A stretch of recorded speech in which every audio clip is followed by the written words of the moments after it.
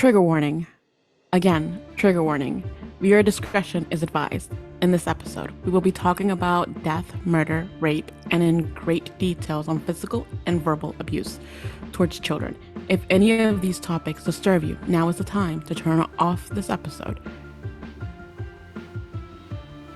But if you are ready, let's begin. As a parent, your main goal is to guide, guard, and protect your children against all harm that attempts to come their way. What do you do when you are the one causing the most harm to the very ones you swore to stand in line and fire for? On tonight's episode, we will be talking about Mitchelle Blair. Let's talk about it. Welcome to the second half of Freezer Mom. We are going to start exactly where we left off at in part 1. If you haven't listened to the first half, please do so in order to keep up with this episode. You're muted. You can still hear me, right? I think you're probably too close. I love you.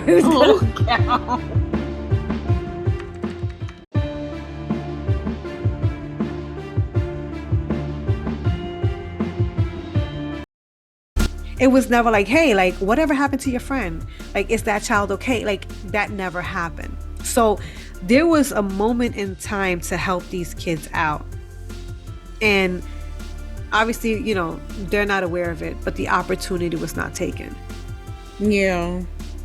You know, and then Blair also threatened her children in the sense that once Stephen was in there and Stoney was being tormented and tortured upstairs in the bedroom, she would threaten both the youngest and the oldest child and be on some, like, if you guys keep acting up, like, there's more space for you guys in the box. So it wasn't even like, I'm scared, I'm ashamed. Like, this, I'll make space. She did it because she's just an evil person. That's what it's coming across. Like, she, to me, from the whole story that you put out and laid out for me, what I'm getting out of all of this is that, you know, she went ahead, torture her kids based on, you know, fantasies that are through her head because, like you said, she went through trauma in her childhood. And God knows what she was going through in adulthood as well. You get what I'm saying? Mm-hmm. So I feel like she went ahead and tried to, you know, she was mentally unstable and she tried to justify something that was occurring, that she was doing, but couldn't do it in a, how can I say? She wanted to, okay, so in her head, she had this image in her head that was going on. She tortured her kids to get information based on her imagination, and her kids being tortured, being whipped, doing all of that, went ahead and was like, yeah, they're doing that to me. And then because they admitted it, she went over the edge and tortured these kids, killed these kids, stuffed them in the freezer, didn't even bother getting any help at all at any time of these incidents. Like, she left them in the freaking freezer for years. Let me add another twist to this. She admits to drinking. She admits to being, I don't know, she didn't call herself an alcoholic, but she admits to drinking. Where she's like that she drinks at night. Because what happens is, okay, in the video when she's giving her confession to the judge, she acts like she's mad tough. I don't know if this sounds bad, you know, I'm not trying to like single people out, but she got like that jail mentality. Okay. Like, I did that. They deserved it. They earned it. Bah, bah, bah, bah. And then when she's giving the story, when she's telling the judge her own recount of what took place, she's like, I'm a heavy sleeper, and my child shaking my arm and telling me like, mommy, wake up, mommy, wake up. I'm not waking up. So Stephen grabs him by his shirt, pulls him out of the room. But then when she's in the interrogation room and giving her side of the story, when she first turns herself in, she's real soft-spoken. She got her head down. She's covering her face with a hoodie. Like, she look ashamed and everything like that. And that's when she starts talking about that during these torments and stuff, like these tortures that she was doing towards the kids, she will also be drinking. So the reason why when you saying what you're saying, again, it brought it to my remembrance, you know. And Yeah. she was talking about how she was drinking. So she's doing these things while she's under the influence. And then she was like, there was days that she wouldn't even get up to do anything to Stoney because she was so hungover. So that's the reason why Stoney was getting a break from being tortured by her mom, because she herself was too hungover to beat her butt.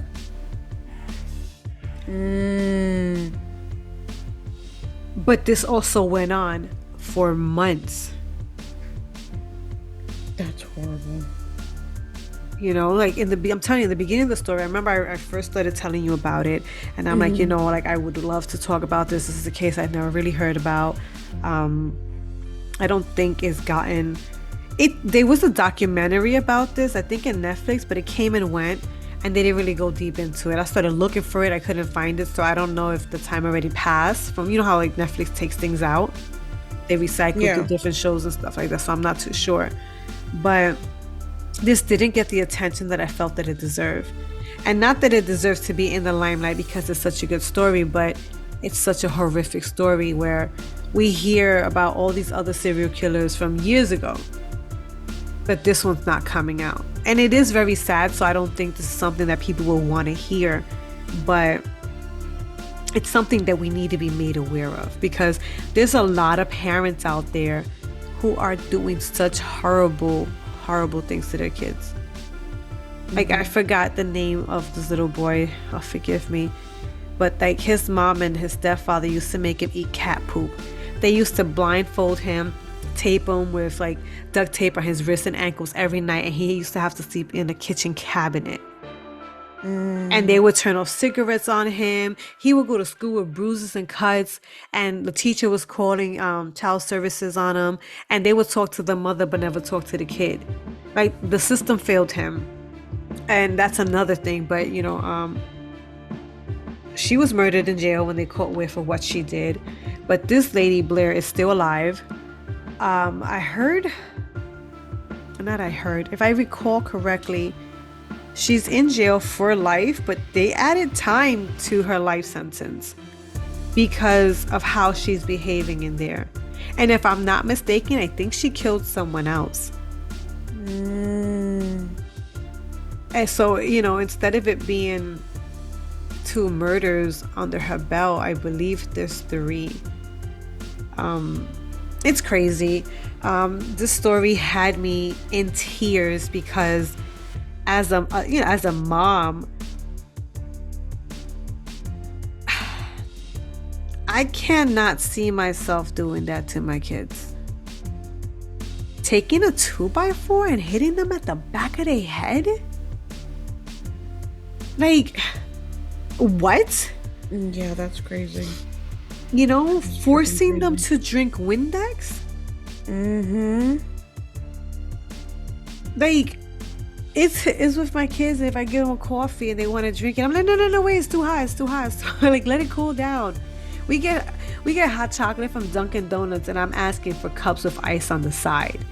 Right. And it's just like, what's the point of a hot chocolate? I'm like, it's a warm hot chocolate, okay? Like, that's how we're drinking it. And you think I would like sit there and force Windex down my kids' throats, like burning them with scorching hot water to the point that the skin came off? You know what's raw meat? Imagine a boy, because they have to hold it. How, when you're going to use the bathroom, you got to touch your raw meat? Like, it's crazy. It's me that I get a little burn on my finger and I don't want to touch nothing. You know, sometimes when you burn yourself with the stove, and you know what I'm saying? Like, imagine that area when you sleep, and if you cross your legs, or if you like a belly sleeper or something like that, or if you got an itch and you might forget. It's like, and she did it intentionally. It's not like it was accidental. It's not like she had boiling hot water, she's getting ready to mop the house, she's carrying it, she trips, the water flies in the air and lands on the kid. No, she did this 3 times. So she did it repeatedly to this child. Yeah. That's, to me, is like... Yeah, she did it maliciously. That's basically what it is. Like, if evidence, because I mean, from what you're telling me, evidence all points to her like being an alcoholic, you know, and you know, seeing as she has such trauma from her younger years, you know, and on top of alcohol, I feel like she lost herself. And then the fact that she doesn't even work or anything like that, so she's home with the whole kids time? all day, and then they're not in school. And then you're gonna tell me that you did not know what was going on? But I think that makes sense too, in the sense where it's like she's drinking. So, you know, I don't drink anymore, but I used to. And I know when I used to drink and knock out, I was out. Like, I was out. Like, I didn't pee myself because my bladder didn't let me. But I think if my bladder didn't care about me, I would have been swimming in my own urine, because I would be knocked out for hours. Right. So I could understand that part where she says it, you know what I mean? So maybe she didn't hear it, but if it's 3 kids involved in what's going on, you still have that other kid. Where was that other kid? How come that other kid never said anything? How come that other kid never brought it to your attention? So it makes me question everything, because, you know, again, at first when I just started getting the information, I was just seeing her testimony that she was giving to the judge, and it was just like, this happened, like my son told me, and when he said this happened, that's when I was like, oh wow, it all makes sense. Like when she was talking about him saying that like his butt hurt when he tried to use the bathroom, and she didn't understand why. But now finding out that Steven was raping him, it makes sense as to why his butt was hurting him. So when she was saying things like that, I'm like, okay, I get where she's coming from. But I still feel so bad. And I felt bad for both the kids and the mother, because I'm just like, how do you defend your kid from the other kids? Yeah. How do you do that without being a bad mom? Because you're going to be a bad mom on both sides. You understand? Like, if you don't defend the child that got raped / molested, then you're a bad parent to that one, because you're allowing it to continue. But if you take matters into your own hand, even if you beat them or you send them to jail, they're going to hate you for it. So in their eyes, you're a bad mother. So you was, you know, and in the beginning, I'm looking at it and I'm just like, I feel so bad for her, because there's no winning in that scenario. It's a lose-lose no matter what you do. Because the guilt's going to kill you inside too. Where it's like, you know what? You raped, so I know that you belong in juvie. But that guilt kicks in because it's still your kid.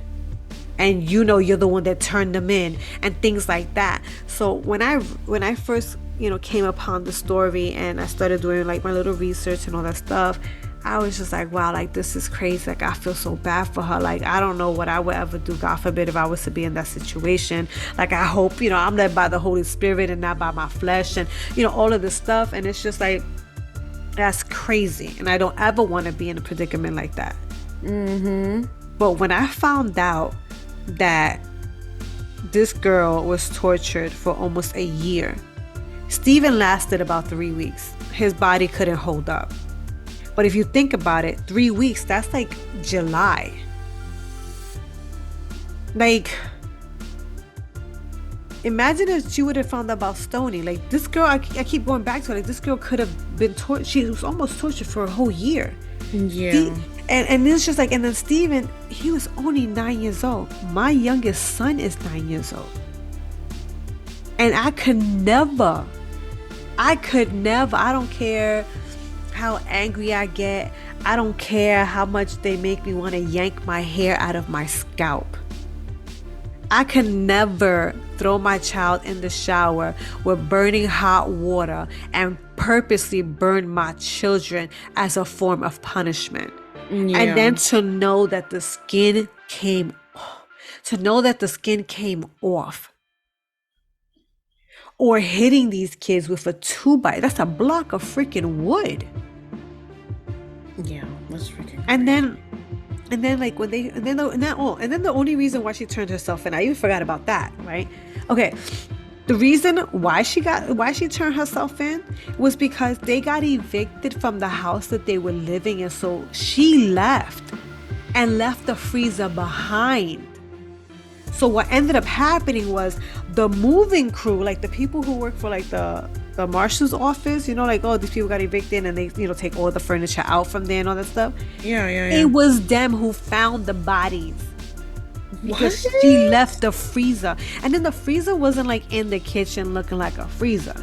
The freezer was in, okay, because it looked like she was living in like public housing.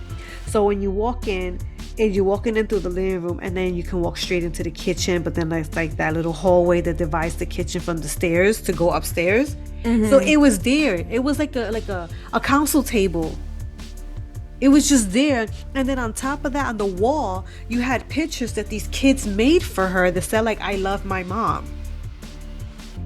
Wow. Like handprint photos and turkey pictures, you know, like and she had them in the freezer for 3 years. They ended up getting evicted. So she left with both her kids to stay with her aunt, the police officer aunt. She stood over there with them. And when they found... And they didn't even know. Oh my God. Yeah, like the aunt thought that the kids went with their fathers. Because that's what she told them. Like, oh, you know, Steven's with his dad and Stoney's with her dad. So the aunt was like, all right, like whatever, like they're not in school, they might as well do something, blah blah blah. Like, you know, she didn't think nothing of it. And because she didn't have a close relationship with her family, so they always believed whatever she said because she kept them out. And when the marshals came and was picking out all the furniture and kicking it out to the street so that it could get picked up, it's just like the moving people noticed that the freezer was way too heavy for it being just a freezer. So one of them decided to be nosy and open it. And what caught the attention of them was the difference of the bodies. Like, both of the kids were frozen, but Steven was wrapped in his blanket. Like, you could see, like, it was like his burial place, you know? Yeah. And then when it came to Stoney, they put a bag to separate her from Steven, and then she just had another bag on top of her. So she didn't get a blanket, she didn't get nothing like that, and then her face got stuck to the freezer that they had to wait for her to thaw out before they could remove her. Because if they would have, her face would have still stuck to the freezer. Like, there was no remorse for it. There was no remorse whatsoever when it came to Stoney at all. But again, the mom said it like, I intentionally meant to murder her. And the night that she killed her, it was the night that Stoney finally fought back. She was like, at one point in time, she came and she punched Stoney to the point that she fell to the floor. And when she fell to the floor on her back, the mother got on her and started hitting her. And that's when Stoney came and she picked up her hands and punched her mother back. And during this interrogation, she was like, yo, I was proud of her. Like, she finally did something. She finally did something. And then when the police officer was like, okay, well, when she did that, what happened? She was like, I beat the crap out of her for laying hands on me. And it was because Stoney was getting bullied in school as well. And Stoney's mother, Blair, would always tell her, like, yo, like, don't let nobody put hands on you. I mean, it was just a place of just chaos. It was just a place of, like, I don't even understand what's going on. Like, you're telling your kids, don't let people lay hands on you. You're beating the crap out of them with, like, to the point that these kids also have scars. The little boy, when they took him in for custody, once she turned herself in and all that, there were scars all over their bodies. And the little boy would be like, oh yeah, my mom hit me with this here, or that's my mom when she did this to me. And then the oldest one also has scars, and she was like, oh yeah, that's when she cut me with the 2x4. Like, she would have that. That was like her belt replacer. So these kids were being abused physically, so it was not anything new to them. I think it was the extent of what took place, and I think maybe that's why the oldest one, who was 17 at the time, didn't dare to speak out and look for help because of the fear that was already installed in her. Yeah, that would explain a lot. Yeah. You know? And then the youngest one, it makes me worry because it's just like, did you elaborate on these stories because you were scared you was going to get in trouble? Or did this really happen? And did the kids really hate you? Like, are you the favorite child? Because the mom was like, that's my baby. And I think there was something mentally ill with the youngest one. Like, he has like mental disorder or something, only because she kept saying in the interrogation, like, there's nothing wrong with my son. There's nothing wrong with my son. And then, you know, the police officer's like, oh, we never said that. And she's like, no, I don't want people to think that they could talk about him however they want. There's nothing wrong with him. His brain is fine. His brain is good. Like, he's good. He's taken care of. Mommy took care of him. Mommy took care of him. So I don't know if there's something going on with his mental state prior to everything, and maybe she cradled him, and that could have been as to why Stoney and Steven were not too fond of the youngest one, because that tends to happen when siblings don't understand that the other sibling is challenged. Like has a mental disability. Yeah, limitation. Disability. Yeah. You know, Like, sometimes they sorry, go ahead. Yeah, sometimes like the you know, some people just don't understand when it, like, especially kids, they don't understand like why a child is getting more treatment, better treatment than they get, you know? Right. So they're just like, okay, well, he's getting treated nicely, and, you know, no matter what he does, like, he can do something bad, and the mom is like, oh, no, it's okay, while they do something bad and they get beat for it. Right. You know? So that could also be, like, lead to so much hate towards, you know, a child that has mental illness, but then in their brains they can't process it. They're like, you're just the same as I am. Why is your life better than ours? We live in the same household. Why is mom treating you different? And I think that's when it's the lack of acceptance. A lot of parents don't want to accept that their child are going to face challenges in life. And they would be like, oh, my kid's normal. They are normal. God made them exactly how they were supposed to be. But everybody has limitations. There's people out there with anxiety. Doesn't mean anything's wrong with them, but you have to work with whatever makes them anxious. There's people who are blind. Doesn't mean anything's wrong with them, but you cannot expect them to see what you see. You know, it's things like that. And I think when the parent doesn't acknowledge it and doesn't educate the siblings around them, then they grow up disliking the siblings because they don't know what's going on. To them, you just get special treatment.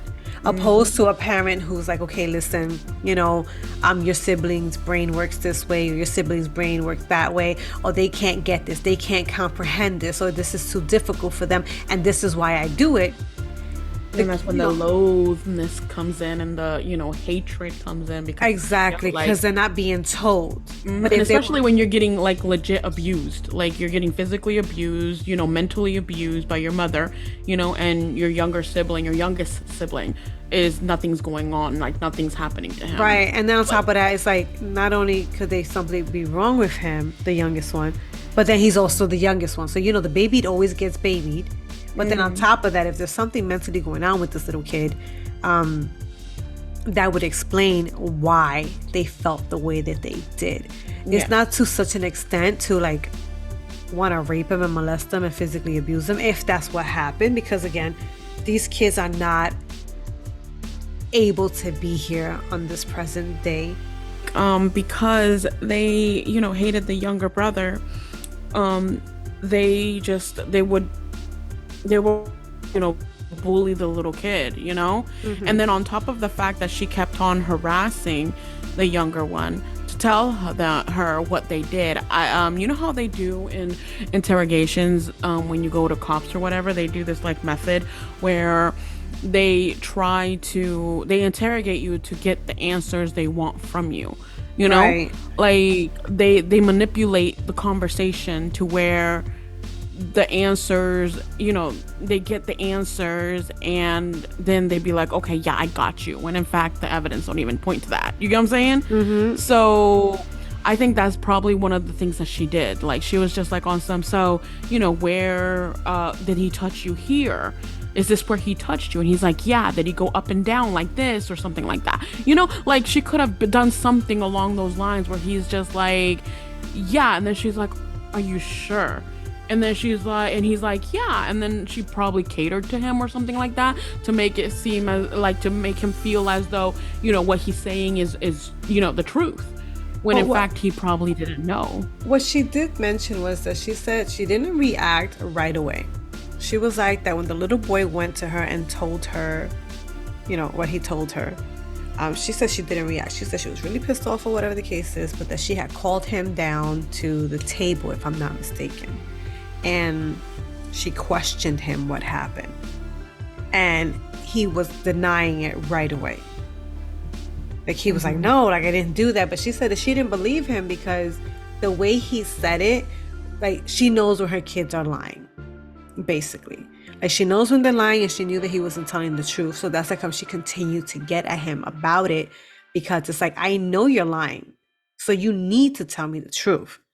And because what she was saying wasn't working is when she took him to the shower and turned on the hot water where it was like burning the feet and things like that. Yeah, then she tortured him into a confession that wasn't real. Mm-hmm. Right. So I'm hoping the confession isn't real.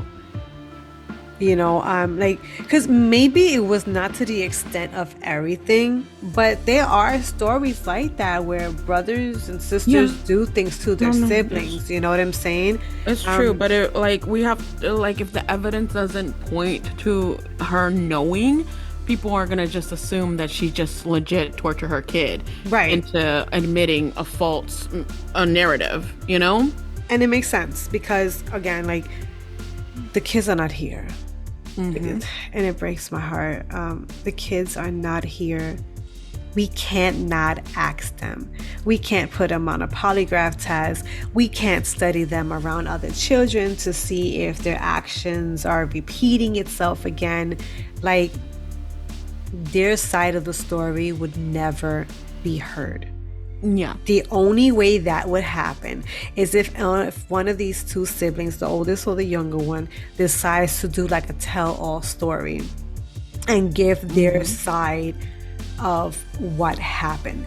That would be the only way that, justice will be served, in the sense that if they're speaking on behalf of, Stephen and Stoney, may they rest in peace. I pray that they did not do this in any type of scale, don't let it be that you touched your brother. Don't let it be that you beat your brother up. Obviously, fighting happens. Anybody who has a sibling knows fighting happens. You're gonna do it. You're gonna get into arguments. You're gonna bother each other where it's gonna feel like it's bullying. If you're super sensitive, you might even feel tormented, or you can actually be tormented. It all depends on, the family that you're in. So that's definitely not something that I take lightly. But the story that was given is just so horrendous, like being forced to drink Windex, having your face shoved into the plastic of a mattress simply because you're screaming for help while you're being raped. Things like that, or having, a pad, the blood being drained and dripped on your mouth and being forced to, to lick it and stuff. Oh, another thing I forgot. Oh my God. Okay.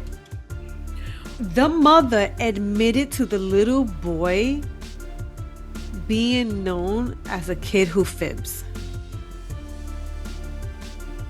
He lies. Yeah. But she said that he lies about little things where it's like, did you eat the candy? No, mommy. But he would have the candy wrapper in his hand.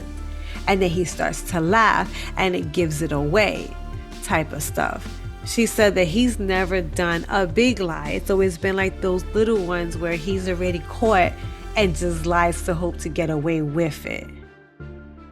I feel like even if it was something like that, I feel like your son, you get what I'm saying?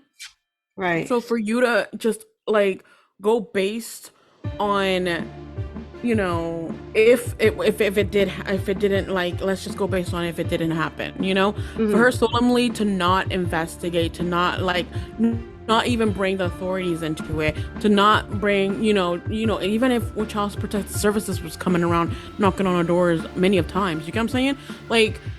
You had ample to get these kids the proper the proper Help. care to where the proper care to where you can actually figure out if what's happening in your household is actually happening, instead of going based on that, because now you're in jail. Your other kids are probably going to end up in the foster system anyways. You get what I'm saying? Mm-hmm. And like, you did all of this for what? You get what I'm saying? Mm-hmm. Like, if it wasn't true with, let's say if the kid didn't get raped and all that other stuff, like, let's just go based on that. If none of it was true, what was the purpose of it all if you're gonna still lose your kid at the end of the day? Right. Like, I believe, I didn't write it down, so it's not something I can look to in my notes.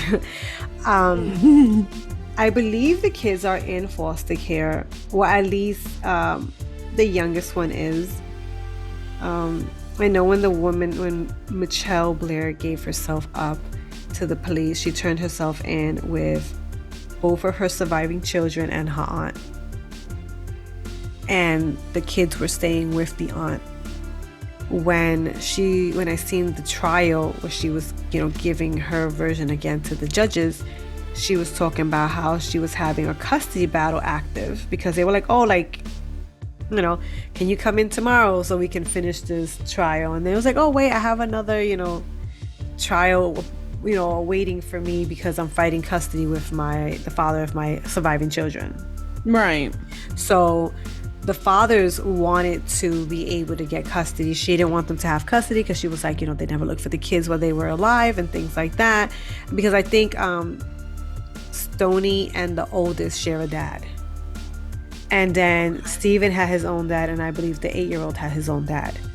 So it's just the two girls shared a father, and then the boys had their own father. So both the father of the oldest and the youngest wanted to get full custody. And basically she was just like, no, like, you was never around for these kids before. You're not going to be around for them now. Like, all of a sudden, like, I'm in jail and you want to be a dad? Like, you had their whole life to be a dad. So she's trying to get their parental rights taken away from them entirely, because she's like, you ain't never been a dad before, you're not going to be a dad now. So she was also saying how she would rather them be in the system than to be with them, because they never wanted to have part in their kids' life their whole life. Because this went down when the boy was 8 years old. So 3 years added to that, he's 11. When they got evicted, but she didn't get convicted until 2016. So that's another 3 years. You see what I'm saying? So 11 plus 3 is 14. So this boy is 14 years old. Oh, wow. Now you want to be in his life. The girl was 17. 17 plus 6? What is 17 plus 6? 7 and 7 is 14. So 23 years old. Like, she don't even need to be in the system no more. She's already of age. So yeah. I'm not sure if the aunt took custody of the nephew. I'm not sure if the older sibling took custody of her younger brother. Like, I really don't know. There wasn't really much follow through on that. But I know that during the sentencing and all of that stuff that did take place, she was having a custody battle with the father of her children, because she did not want them to be in their lives, because they had their whole life. Homegirl 17, now you want to be there? Like, no, bye. So I kind of agree with her there. But I really don't know if they are in the system. But, like, I would be so nervous. I pray to God I don't ever have to endure something like that. And the parents who do go and experience this, more power to you. Yes, like, I'm so sympathetic in that area. It's not something I wish upon anybody, and I think if you do wish it upon somebody, you're just a sicko. But straight sicko. Again, it's not funny, stop laughing. No, but it's a story that touched me, honestly, and it's just like, I don't know what I would do if I was to be in that situation, because it's just like, do you just correct your kid and hope it never happened again? Do you turn your kid in and have your kid hate you? Like, what if the little kid that got raped was, because according to her also, when both of the kids, when Steven passed away, and she was like, she was gonna have to turn herself in, and she was crying and doing other stuff, that the youngest one was like, "Mommy, please don't go. I'm not ready to lose you."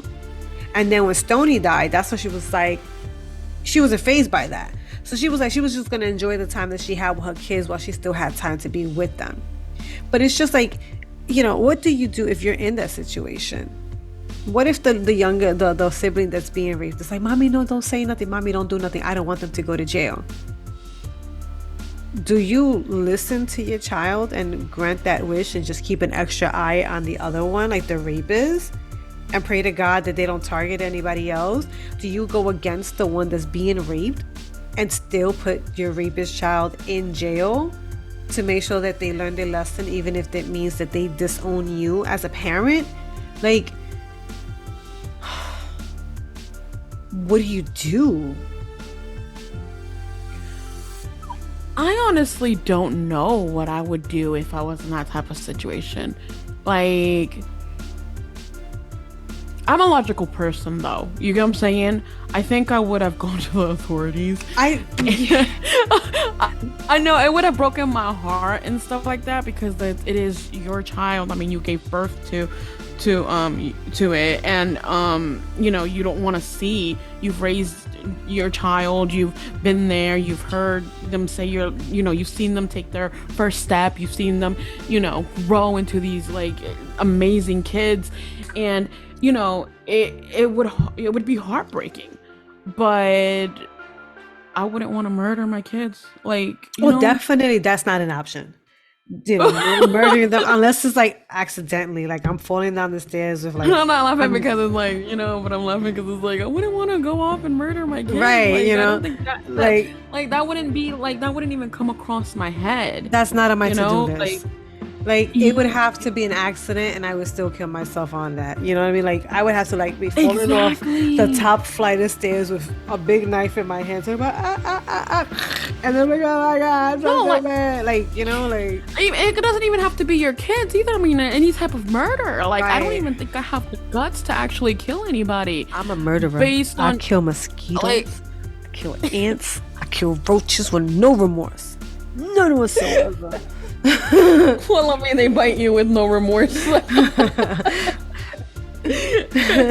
that's understandable. But no, like, in all seriousness, I feel like I wouldn't be able to do it. Like, murder is not in my in my mindset. Maybe if you were in that situation so full of rage and stuff like that, and when you're mad and angry, when you started a fight or whatever, and you're in it, and you're like getting beat up, and then you're like and then you're just like, because of the rage and the heat of the moment, you just go ham, and you attack back. You don't care what you hit and all this other stuff, like you. But I don't even think a person even thinks about murder during that either. I think they're feeling like, I'm gonna hurt you so freaking bad, like you gonna learn your lesson. I don't think they even be like, I'm gonna kill you. There are people who do that. But yeah, exactly. Like I don't think, like, even in the heat of the moment, I don't think the first thing that comes to mind is like murder. No, it's, I'm gonna get you on my lick back because you hit me, and it's just like bam, bam, bam, bam, bam, over and over and over again. And that intent isn't to kill somebody. It's intent like, I'm gonna show you how much you hurt me. You know what I'm saying? Yeah. Like that's basically all that it is. But like when it comes to your kid, I don't think I could kill a child and be like on some, and then be on some like, yeah, I killed them, like, and be proud about that. I think I would be crying. I think it's because she convinced herself. Like literally, she was saying it. She was like, I only have 2 kids. When they were like, how many kids do you have, ma'am? And she's like, 2. And then they're like, you have 2 surviving. She was like, no. She was like, I don't count Stoney and Steven as my children. She was like, those are demons. Those are not my kids. And I can understand where she's just thinking like, like my kids would never do that, so I'm not considering them to be my children. But to dismiss them entirely, and it's just like, wait, they would never be considered your kids for what they did, but you murdered them. What makes you any better? How could you sit there and judge them when you murdered and you tormented your children? The very Exactly. kids that God blessed you with, the very kids that were placed in your care, you took their life with no remorse. And it's quoting her, where she said she has no remorse for killing her children. So it's not us putting the words in her mouth. It's not us thinking very little of her or anything in that nature. It is legit her admitting to this. Yeah. And I'm telling you, I have my head. I don't even got words. It's like, what? You know? How could you say like these are not my kids, like what they did, da da da da da, but you're not better. And I'm not saying that raping is better than murdering, because I feel that if you put them on a scale, they weigh the same, because you're killing something inside someone. They would never be the same. Yeah, a sin is a sin. No greater Right. sin, it's still a sin. You know, like, Right. like it's just whatever. But yeah, like, I feel like you don't have. I honestly feel like you don't have an excuse to kill your kids, because kill like a crime doesn't neglect that it's not a crime. Like, Right. you legit went ahead and consciously tortured these kids. It wasn't like, you were, under drugs or anything like that. Yeah, you were under the influence of alcohol, but I think she was drowning out that type of feelings when she was doing, drinking, and probably like that, because you only go to a substance just to like numb a pain. You get what I'm saying? Mm-hmm. So if she's intoxicated and she's doing all of these, she knows what she's doing, and she's using alcohol to drown out the sounds, to drown out everything else, to make it seem as though it's not happening, because you go into that mindset. So for me, it's just like, I just don't understand how, you are so aware of torturing these kids, and then sit on the couch and, drink. Right, like she was contained. She was content with it. Like, to me, that to me is the most like upsetting thing, because it's like, how could you do what you're doing and justify it as if you're doing something good because you're protecting your child? It's like that's where I'm confused at. That's why I have conflicted feelings, because it's like, you really did do something good for your child. Like when your child goes to bed at night, your child's gonna be like, you're like, mommy would do whatever to protect me. Mm-hmm. But then at the same time, it's like it's conflicting, because it's like, again, you didn't protect your child. You didn't protect your yeah, like you didn't protect your child. Like you protected your child, but you didn't protect your children. So your kid could go to sleep like, oh my God, like mom would do whatever it takes to protect me. And it's just like, my mama just killed my siblings. And it's just like, what? I'm telling you, I'm so confused, because it's like, I want to bat for her. I really do. I want to bat for her, where it's like, you know what, I get it. You were defending your kid. Your other children were acting unruly. Like, you don't agree with the decisions that they made, and blah, blah, blah. But murder should never be your go-to. Yeah. Even the torture. I'm sorry. I can't get over it. Like, you burned your child to the point that his skin and his genital areas came off. Mm-hmm. That's some type of hatred that you have. Right. Like that's my thing. some- Like, that's what I'm getting. Like, you hate these kids. You didn't teach them a lesson. You did nothing. Like, I feel like she got into the zone and she was living out her revenge that she wanted towards the one person who did what they did. Well, I don't know if it was one person, but the one person that she mentioned, that did what which she was did a long her time- mother's it was her, it was her mother's best friend. It was a female lady. It was her mother's best friend. And I feel like she lived out whatever she wanted to do to that lady. I feel like she did to her kids. And again, it's a feeling, it's not a fact, it's my opinion.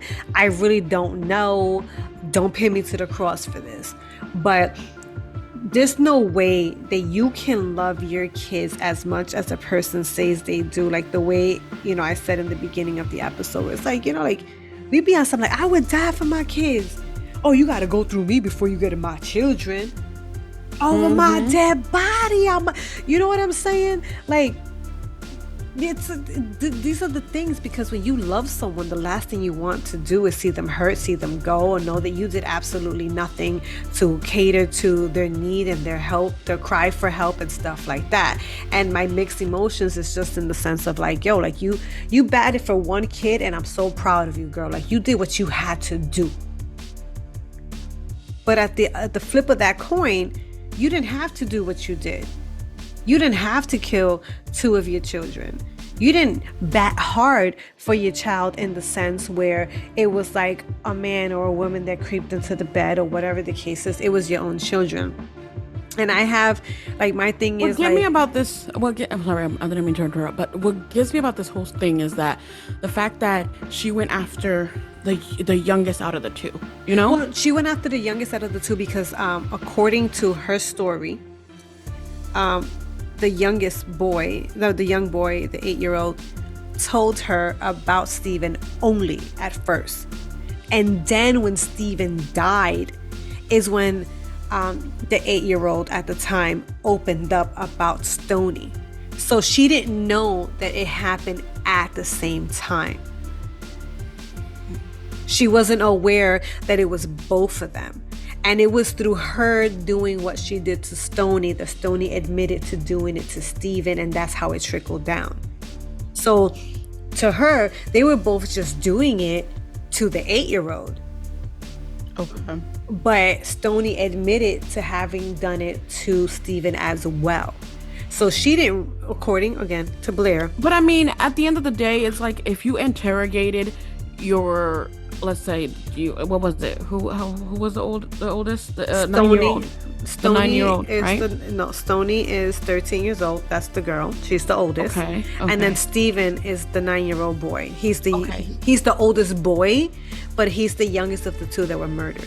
No, but my thing is, like, when you go ahead and you torture, when you torture the 9-year-old, like, you didn't get, like, I don't know, like, you didn't get more answers out of According to her, like I mentioned earlier, I don't know if you heard it, according to her, Stoney was also beating him up. So let's say, I'm gonna make this scenario up entirely. Like, this is nothing that the mother mentioned. This is just me.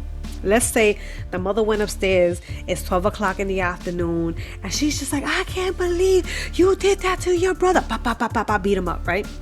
Goes downstairs, starts drinking a little bit. It's now 3 o'clock in the afternoon. She's cooking dinner, because according to her, she cooked.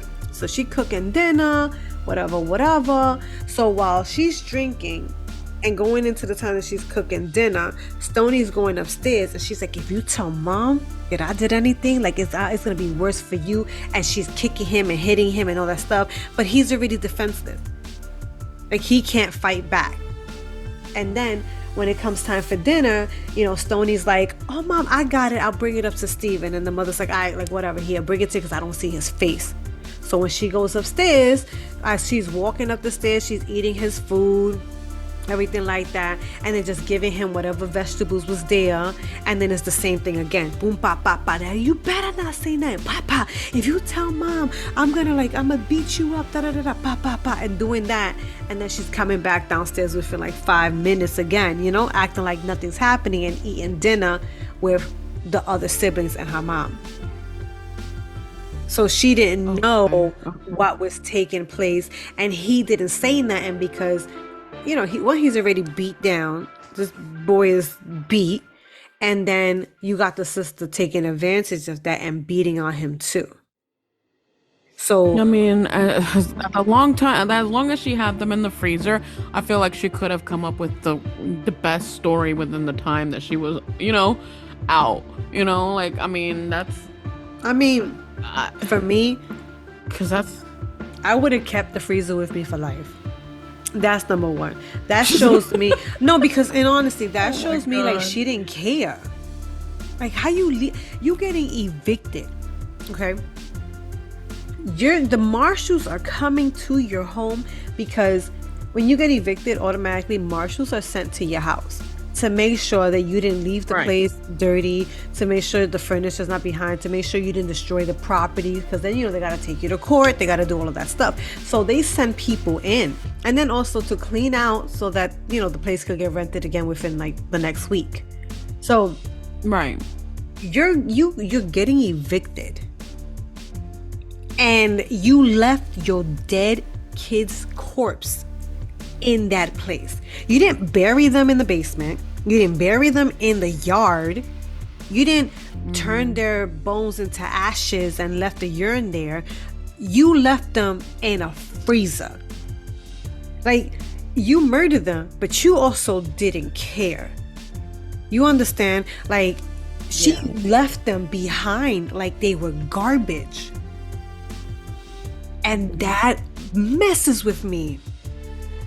This whole case messes with me because, again, like, I want to root for her in the sense where it's like, yo, mama, you did what you had to do to defend your kid, but at what cost? You know what I'm saying? And that's when I can't back for her. I could back for her in the sense if we took the older children out of the equation and we turned those children into adult men that knew what they were doing, and you murder them. It's like, yo, you did that. You go to jail. I'm going to send you commissary money. I'll be your pen pal. I understand. I got you. But then the situation to me changes because they're children. And not that we ignore what they did. You understand? But you killed them. You could have sent them to juvie. You could have sent them to therapy and do all this stuff and get a better understanding as to what made them do this, what possessed them to do this, what itch did you scratch that led to this, things like that could have been done, and hopefully it never happens again. Hopefully it never happens again, even if they got to go down on record as being, pedophile for the rest of their life or whatever the case might be. But I want to bat for her because, mama, you did it. You did it. Your youngest child knows that you will go to the ends of the earth for your kid. But then I want to turn around and be like, what the hell? You kill your kids. And that's I'm so back and forth in this because it's like, I understand, but I don't get it. I want to bat for you, but girl, what the hell's wrong with you? It's evil. It's and then evil. And I'm telling you, I was crying. Like, how do you do this to your children? And then the way, it's not like, oh, it was one night, I was drunk, they caught me at the best day to get killed. This was, you took your time. You had 21 days with your youngest. And then you had months with the oldest one of the middle children. I just cannot.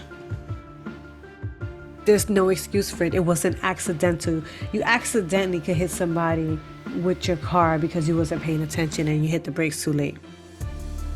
You can accidentally set off a gun and, things can happen. You don't accidentally kill your kid in 3 weeks. You don't accidentally kill your other one for like 7 months.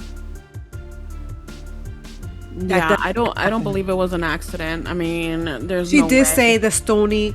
She didn't say it was an accident. I'm just saying, like, you can't justify it like that. Like, if somebody hit somebody with the car, it was like, oh my god, like, you murdered somebody, but it was an accident. We'll get through this. She said that she didn't mean to kill him. Yeah, she said she did. She said she understood that the things that she did could have led to his death, but it was not her intent to kill him. She just wanted him to be basically scarred for life, to think twice about doing what he did.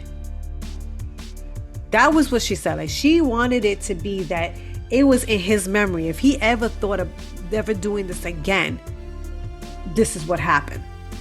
You know what I'm saying? But Stony, she planned it. Stony, she intended to kill her.